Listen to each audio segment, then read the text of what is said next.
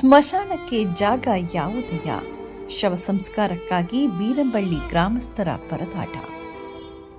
ದೇಶಕ್ಕೆ ಸ್ವಾತಂತ್ರ್ಯ ಬಂದು 78 ವರ್ಷ ಕಳೆಯುತ್ತಾ ಬಂದಿದ್ರೂ ಶವ ಸಂಸ್ಕಾರಕ್ಕಾಗಿ ಸ್ಮಶಾನ ಇಲ್ಲದೆ ಗ್ರಾಮಸ್ಥರು ಶವವಿಟ್ಟು ಪರದಾಡಿರುವ ಘಟನೆ ಮೈಸೂರು ಜಿಲ್ಲೆ ಹೆಚ್ಡಿಕೋಟೆ ತಾಲೂಕಿನ ಬೀರಂಬಳ್ಳಿ ಗ್ರಾಮದಲ್ಲಿ ನಡೆದಿದೆ.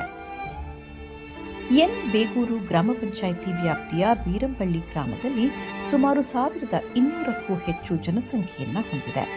ಆದರೆ ಶವ ಸಂಸ್ಕಾರಕ್ಕೆ ಸ್ಮಶಾನ ಭೂಮಿ ಇಲ್ಲದೆ ಅಂತ್ಯಕ್ರಿಯೆಗೆ ಪರದಾಡುವ ಪರಿಸ್ಥಿತಿ ನಿರ್ಮಾಣವಾಗಿದೆ. 2022ರಲ್ಲಿ ಹೆಚ್ಡಿಕೋಟೆ ಕಂದಾಯ ಇಲಾಖೆ ಬೀರಂಬಳ್ಳಿ ಗ್ರಾಮದ ಸರ್ವೆ ನಂಬರ್ 50ರಲ್ಲಿ 1 ಎಕರೆ ಜಾಗವನ್ನು ಸ್ಮಶಾನಕ್ಕೆ ನೀಡಲಾಗಿದೆ. ಆದರೆ ಸ್ಮಶಾನದ ಸ್ಥಳ ಯಾವುದು ಎಂಬುದೇ ತಿಳಿದಿಲ್ಲ. ಕಬಿನಿ ಜಲಾಶಯ ಭರ್ತಿಯಾದರೆ ಶವ ಸಂಸ್ಕಾರಕ್ಕೆ ಹರಸಾಹಸ ಪಡಬೇಕಾಗಿದೆ.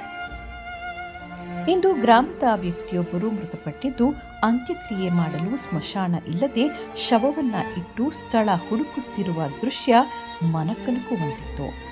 ರೊಚ್ಚಿಗೆದ್ದ ಗ್ರಾಮಸ್ಥರು ಜನಪ್ರತಿನಿಧಿಗಳು ಮತ್ತು ಅಧಿಕಾರಿಗಳ ವಿರುದ್ಧ ಆಕ್ರೋಶ ವ್ಯಕ್ತಪಡಿಸಿದರು.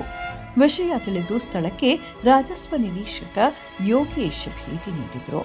ಸ್ಥಳಕ್ಕೆ ಬಂದ ಅಧಿಕಾರಿಗಳಿಗೆ ಗ್ರಾಮಸ್ಥರು ಹಿಗ್ಗಾಮುಗ್ಗಾ ತರಾಟೆಗೆ ತೆಗೆದುಕೊಂಡರು. ಕೂಡಲೇ ತಾಲೂಕು ಆಡಳಿತ ಶಾಶ್ವತ ಸ್ಮಶಾನ ಭೂಮಿ ನೀಡುವಂತೆ ಒತ್ತಾಯಿಸಿದರು. ಎಚ್ಚೆತ್ತ ಅಧಿಕಾರಿಗಳು ತಾತ್ಕಾಲಿಕವಾಗಿ ಜಾಗ ಗುರುತಿಸಿ ಶವ ಸಂಸ್ಕಾರಕ್ಕೆ ಅನುವು ಮಾಡಿಕೊಟ್ಟಿದ್ದಾರೆ. ಏನೇ ಆಗಲಿ, ಪಾಯಸ ಕುಡಿಯುವಾಗ ಮೀಸೆ ಮೇಲೆ ನೆನಪು ಆಯಿತು ಅನ್ನೋ ಗಾದೆಯಂತೆ ಯಾರಾದರೂ ಮೃತಪಟ್ಟಾಗ ಶವ ಸಂಸ್ಕಾರಕ್ಕೆ ಪರದಾಡುವ ಪರಿಸ್ಥಿತಿ ಎಲ್ಲೂ ನಿರ್ಮಾಣ ಆಗಬಾರದು. ಈಗ ಅಧಿಕಾರಿಗಳಿಗೆ ಜಾಗ ನೆನಪು ಆಗಿದಂತೆ ಜಿಲ್ಲಾ ಮತ್ತು ತಾಲೂಕು ಆಡಳಿತ ಶಾಶ್ವತವಾಗಿ ಸ್ಮಶಾನ ಭೂಮಿಯನ್ನ ನೀಡಬೇಕೆಂದು ಗ್ರಾಮಸ್ಥರು ಆಗ್ರಹಿಸಿದ್ದಾರೆ. ಇಲ್ಲವಾದಲ್ಲಿ ಉಗ್ರ ಹೋರಾಟ ನಡೆಸಲಾಗುತ್ತದೆ ಎಂದು ಎಚ್ಚರಿಕೆ ನೀಡಿದ್ದಾರೆ.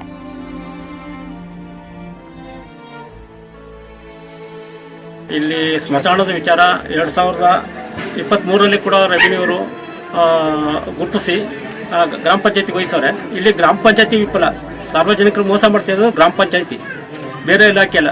ಹಳ್ಳಿಲಿ ಆಡಳಿತ ಕೊಡಬೇಕಾದ್ದು ಗ್ರಾಮ ಪಂಚಾಯತಿಯವರು, ಬೇರೆಯವ್ರು ಯಾರೂ ಅಲ್ಲ. ಈಗ ನೋಡಿ 23ರಲ್ಲೇ ಕೊಟ್ಟವ್ರೆ, ಯಾರನ್ನ ರೆವಿನ್ಯೂ ಅವರು ಗ್ರಾಮ ಪಂಚಾಯತಿ ಟ್ರಾನ್ಸ್ಫರ್ ಮಾಡವ್ರೆ. ಇಷ್ಟು ವರ್ಷದಿಂದ ಅವರ ಏನು ಆಡಳಿತ ಮಾಡ್ತಾ ಇದ್ದಾರೆ. ಮತ್ತೆ ಅಲ್ಲಿಂದ ಏನಾಗಿದೆ ಅಂದ್ರೆ ಆವಾಗ ಒಳ ತೆಗೆದ್ಬಿಡ್ತೀವಿ, ಹೊರಗಡೆ ಒಳ ತೆಗೆದಾಗ ಇಲ್ದೇವರೆಲ್ಲ ಒಳಕರಲ್ಲಿ ಹಾಕತ್ತಾ ಇದ್ರು. ಇವಾಗ ಒಳ ಇಲ್ಲ, ಒಳ ಎಲ್ಲ ಬಂದು ಇಂಜಿನಿಯರ್ಗೆ ಸೇರ್ಕೊಂಡಿರೋ ಕಾರಣ ಇವಾಗ ನಮ್ಗೆ ಮಸಾಣ ಅನ್ನೋದು ಇಲ್ಲದ ಕಾರಣ ಈ ವಿಚಾರನ ನಾವು MLA ಅವ್ರ ಗಮನಕ್ಕೂ ಸುಧಾ ತಂದಿದ್ದೀವಿ. ಮತ್ತೆ ನಮ್ಮ ಊರಿನ ವಿಚಾರಗಳನ್ನು ಸುಧಾ MLA ಅವ್ರ ಗಮನಕ್ಕೆ ಬೇಕಾದಷ್ಟು ಮಾಡಿದ್ದೀವಿ.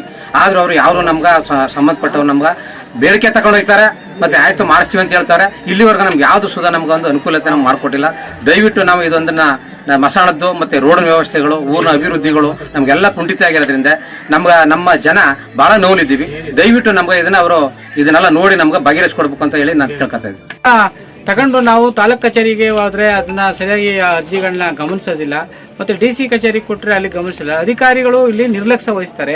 ಯಾವ ತಹಸೀಲ್ದಾರರಾಗಿರ್ಲಿ, ಕಾರ್ಯನಿರ್ವಹಣಾಧಿಕಾರಿಗಳು, ಪಂಚಾಯತಿ ಅಧಿಕಾರಿ ಆಗಲಿ, ಮತ್ತೆ DC ಆಗಲಿ, ಮತ್ತೆ AC ನಾವು ಕೊಟ್ಟಂತ ಅರ್ಜಿಗೆ ಸಂಬಂಧಪಟ್ಟ ಅಧಿಕಾರಿಗಳು ಈ ಒಂದು ಸಾರ್ವಜನಿಕನ ಮತ್ತೆ ಈ ಕಾರ್ಮಿಕರ, ದಲಿತರ ಮತ್ತೆ ಆದಿವಾಸಿಗಳಿರೋಂಥ ಪ್ರದೇಶ ಈ ಜಾಗದಲ್ಲಿ ಇಲ್ಲಿ ಮೂಲಸೌಕರ್ಯ ವಂಚಿತರಾಗಿದ್ದೀವಿ. ಕಬಿನಿ ಹಿನ್ನೀರು ಆದ್ಮೇಲೆ ಈ ಭಾಗದಲ್ಲಿ ಒಂದು ರಸ್ತೆಗಳಿರೋದಿಲ್ಲ, ಮತ್ತೆ ಎಲ್ಲ ಜಮೀನು ಹೋಗೋಕ್ಕೂ ಓಣಿ ವ್ಯವಸ್ಥೆಗಳಿರೋದಿಲ್ಲ. ಮತ್ತೆ ಈ ತರ ಜ್ವಲಂತ ಸಮಸ್ಯೆ ಇದ್ದು ಸಹ ಅರ್ಜಿಗಳೆಲ್ಲ ಕೊಂಡೊಯ್ದು ಸಹ ನಮ್ಗಳಿಗೆ ಒಂದು ಮೂಲಸೌಕರ್ಯ ವಂಚಿತರಾಗಿದ್ದೀವಿ ಸರ್.